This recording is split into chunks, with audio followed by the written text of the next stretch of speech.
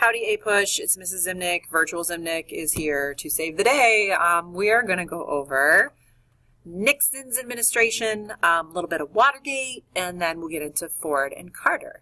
So, we'll start off by talking about inflation under Nixon. This is something he really has to deal with.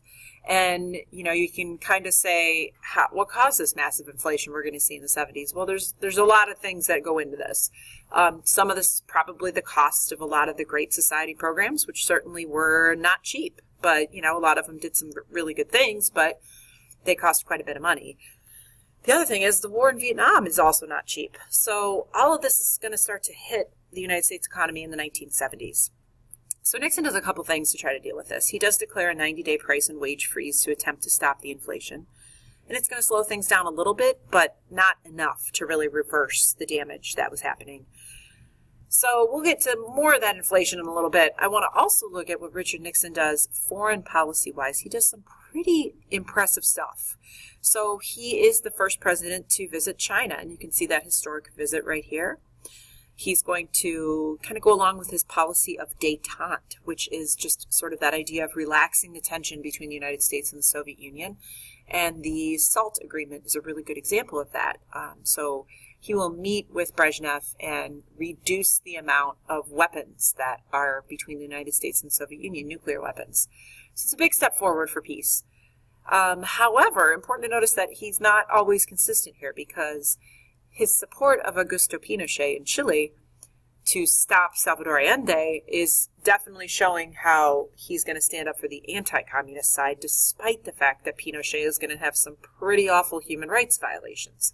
So he's not going to be completely consistent in that. So his Philadelphia plan is going to actually start to open up some more jobs to minorities and women, and so this was seen somewhat as a step forward for affirmative action. We know he's the president that created the Environmental Protection Agency and responded to some of those pressures to clean up things a bit. So the Clean Air Act is signed. The first Earth Day is in 1970. So all of those things happen under Nixon. But we are going to see he's going to start to shift a bit. So the Southern strategy involved the election of 1972. And so we've been talking a lot about how a lot of Southern Democrats were very frustrated with the Democratic Party. And they sort of showed that through we saw the Dixiecrats and the rise of George Wallace as a candidate. And so what Nixon's going to do is try to appeal to more moderate Southern Democrats and try to get them away from the Democratic Party and to join the Republican Party. And so he'll do that by opposing the busing programs and kind of backpedaling on some civil rights things, especially related to the war on poverty. So that's going to be something that will work for him. He will get some of those southern states to vote Republican, and so that does work. Now, the election in 1972, he gets a little shady. That's putting it mildly. So you had McGovern running for the Democrats here. Nixon was going to beat McGovern. It wasn't even close. Here's how we know that. Yeah, that's what you call not even close. So why Nixon essentially throws his presidency away on this election, none of us will ever know. But Nixon will order the break-in at the Democratic headquarters at the Watergate Hotel to steal information on McGovern during this election. And that is what's going to lead to the Watergate scandal. So it's important to note that that was going on when this election happened. But overwhelmingly, you can see people support Richard Nixon. We watched that super cheesy Nixon Now commercial in class. Google that if you want a good laugh. It's kind of ridiculous. So people really supported Nixon. So that's what's going to make it sort of even more of a slap in the face to a lot of people who voted for Nixon when they realize what happened. Nixon's second term. Things are a little tougher. They weren't certainly easier before, but we've got the Yom Kippur War, which really is going to solidify OPEC's resistance against anyone who supports Israel. So they will issue the embargo of oil against any nations that support Israel. That's going to lead to scenes like this here in the United States. Our cars, as you can see here, not really fuel efficient, pretty big cars. You're going to have long lines, shortages for gas. Americans are going to be furious, and I kind of talked about how gas prices are sort of the modern day Stamp Act tax. It's something that affects all of us. It affects all of us immediately. And boy, do we get mad when prices go up, right? Because we feel that quickly. that's also going to affect the way people heat their homes. Those prices are going to go up. A lot of American car companies aren't going to be able to really modify their cars quickly enough, and so we're going to see an influx of foreign car companies with smaller cars. That's going to hurt the American car business here in the late 70s, early 80s. They're going to struggle. We've got job layoffs, right? So this is going to snowball into a lot of other things. And this is where we get this weird, bizarre phenomenon in the 70s called stagflation. So it means a stagnant economy and inflation. That's where we get that little word. It's when essentially the price of goods is going to go way up, inflation's going up, but our wages are staying the same. They're stagnant, which is rare. Like usually when prices go up, wages somewhat go up and correlate to that, So this is kind of this weird phenomenon, and no one really knew what to deal with it. Watergate, yeah, that's probably the biggest thing that's going to affect Nixon is his second term, because it's going to make him resign in his second term. So we went through this in class quite a bit, but essentially Nixon is going to repeatedly deny any involvement over and over and over again, despite the fact that everyone around him was being indicted and found guilty, and he'll still maintain his innocence. And he'll say, I am not a crook, despite the fact that 18 minutes of tape are missing when he's finally forced to hand over the tapes. So in the end, August 8th, 1974, he's forced to resign in disgrace. And that's going to shatter Americans' faith in the presidency. And we'll see that Gerald Ford will do what he can to try to bring that back. But his pardon of Nixon will not really help with that, But I mean, from Ford's perspective, what the heck is he supposed to do? His party says, look, you gotta pardon him. We can't have a president go to jail in our party. That'll ruin our party. So Ford is going to sort of take some of the hit for that. So President Ford, only president for like about 2 years, not even. And he does say our long national nightmare is over. The Constitution works. If there's anything that this horrible situation proved, it was that is true. The Constitution did work and allowed us a process to get someone who was abusing power out of power. So the Helsinki Accords are going to be signed while Ford's in office, and it did pledge support for human rights, and the Soviet Union signed it, which, we don't really have a good record on that, although they didn't take it very seriously, that's for sure. But it will start to open up the door for groups like Solidarity in Poland and some of these resistance movements behind the Iron Curtain to gain a little bit of headway. Ford is president when Saigon falls, and we talked about that difficult decision he made to evacuate all U.S. personnel off the rooftops of the U.S. Embassy. So that's certainly not a good thing either. So he walked into some bad stuff, didn't he? Stagflation, he, like a lot of people, didn't know what to do about it. So here's where he came up with the Whip Inflation Now buttons, which there he is wearing his button. A lot of people were like, really? That's what we've come to? We're going to wear buttons? Okay. So it wasn't able to stop the problem of stagflation. So this economy is just hanging over the heads of these presidents in the 70s and really hurting them. So the election in 1976 is really a referendum on Washington, and people were so frustrated. Ronald Reagan gives Ford a run for his money in the Republican primary, but the Republicans decide to go with Ford, and in a pretty close election, it is pretty close there, 297 to 240. Jimmy Carter, sort of our anti-Washington candidate, is going to win. So, okay, Jimmy Carter walks in to also a rotten economy, and he's got that I'm an outsider kind of, shtick going. That's his thing. So that's what people wanted at this point, right? He is only a one-term president, so let's try to figure out what happened. Okay. Jimmy Carter really wanted the goal of his presidency to be strengthening human rights worldwide. So he's talking about helping the boat people who are escaping from Vietnam and Cambodia, pledging support for Cuban exiles, pledging support for people behind the Iron Curtain.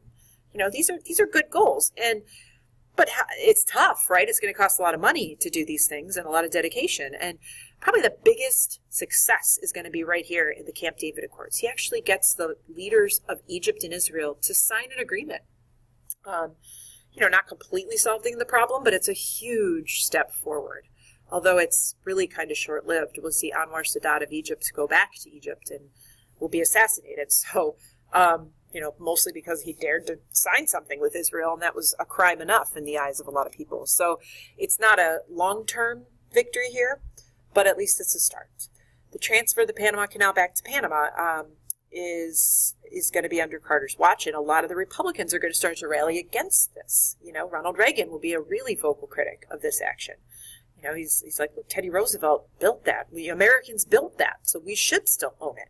So that's going to be something. We'll see the Republican Party start to kind of formulate some opposition here. The inflation and the poor economy still hurting a lot of his goals. So he wants to pledge support for public schools. There's just no money available. It's not... Détente is sort of ending here as leftist governments start to go in Angola and Mozambique, and détente will really be over when the Soviet Union invades Afghanistan. That'll be the end. But his Malaise speech, which I want to at least listen to part of this in class, this is something after a lot of reflection, because he was really struggling at this point. We had the hostage crisis going on. His approval ratings were really low, and he sort of withdrew for a couple weeks and then came out with this speech. And in the speech, he really kind of said that a lot of our problems are social malaise. Malaise is like a medical term when you just don't feel right and you can't put your finger on it. Like you're about to get sick. You know that feeling where you're like, I'm going to get sick. I just don't feel right. So he said our problem in America is we had social malaise because we were too concerned with material goods. And we need to conserve. We need to cut back. Okay, so that does sound a little condescending to a lot of people, right? They're like, really? This is my fault, huh? Okay, inflation is my fault? So you can see why people are starting to kind of be turned off by him a little bit. And we see the rise of some of these neoconservatives. The Republican Party is going to sort of come together. Milton Friedman publishes Free to Choose, really defending deregulation and a free open market as being the best way to get out of this inflation crisis. Criticizing a lot of these Great Society programs and war and poverty programs, which were very expensive and not completely solving the problem of poverty. That's the other thing. So we are going to see corporate political action committees, or PACs, really grow dramatically, and the Republicans will be able to kind of utilize that in the election of 1980. What is it that really brings down Carter? It's this. Okay, Carter is not able to deal with the Iran hostage crisis by allowing the Shah, who, of course, remember Eisenhower, helped install this guy back in 1953 in Operation Ajax when CIA covertly helped overthrow Mohammad Mossadegh and put in Pahlavi. But he's going to be not popular in Iran. He's got his own secret police force, right? We're going to continue to support him. And so Carter allows him to come to the United States for cancer treatments, which was true. He had cancer, okay? He'll actually die over here from cancer. So he wasn't making that up. But to the Iranians, that was infuriating. We were allowing him to come in and not answer to his crimes. And so Ayatollah Khomeini was leading the more radical wing of the Iranian government. November 4th, angry protesters storm the U.S. Embassy in Tehran, take the staff hostage. This is a bad situation because what they want is they want the Shah back, right? Jimmy Carter knows if the Shah is back there, it's essentially admitting fault for this entire policy that has been in place since 1953. He's not going to do that. The other thing is he knows they're going to quite possibly literally tear this guy to shreds. And they're not going to do that to him. Carter just wouldn't do it. So the hostages then were held until the day Jimmy Carter wasn't president anymore. Probably the biggest failure for Carter was this rescue attempt, which he was advised not to do. His advisors said, we cannot do this. It's not going to end well. Carter said, I have to do something, do it. And it was a failed rescue attempt that resulted in 8 American deaths.